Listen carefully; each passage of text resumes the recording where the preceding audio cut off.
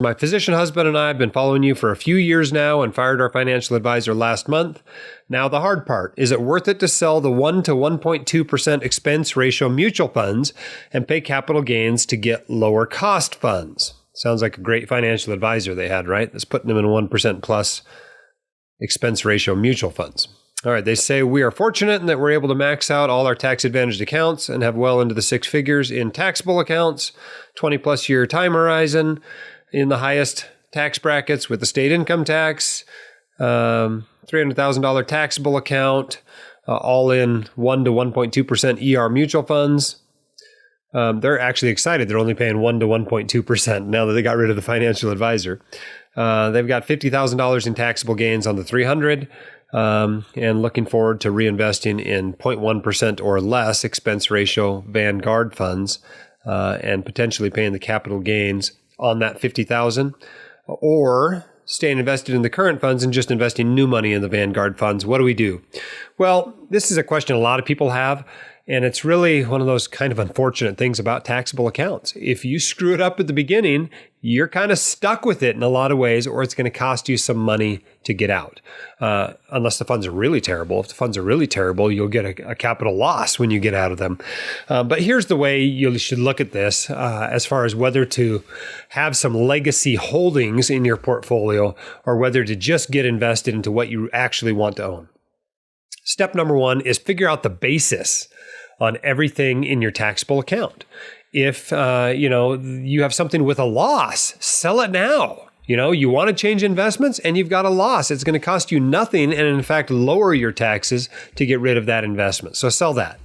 Anything with no gains, easy no-brainer, right? That costs you nothing in taxes. You might as well get rid of it. The commissions on selling these things are usually pretty low. And so that makes a lot of sense to sell anything with no gains. In fact, I'd sell anything with only minimal gains.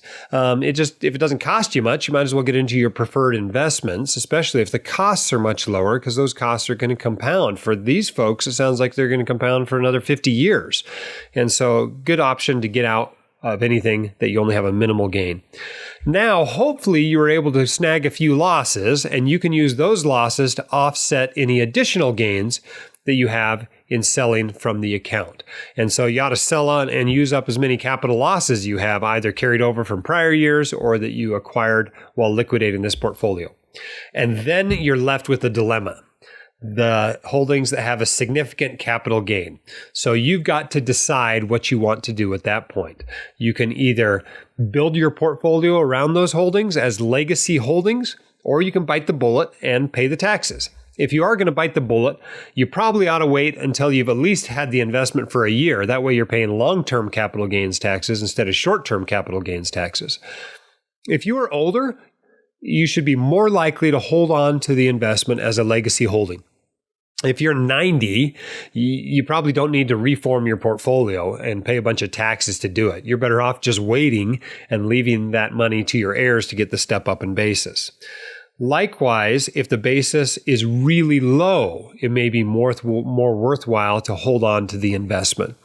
Another great thing to do with these assets, if you are charitably inclined at all, is to use these assets to make your charitable contributions. You still get the same deduction you would get otherwise, but you're basically flushing these capital gains out of your portfolio. Even if you turn around the next day and buy the exact same investment, right? There's no wash sale here like there is with tax loss harvesting.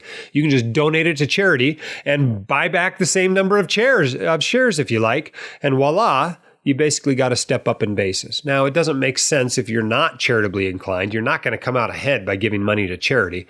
But if you are going to give money to charity anyway, use appreciated shares, especially appreciated shares you don't want, instead of cash to make those contributions.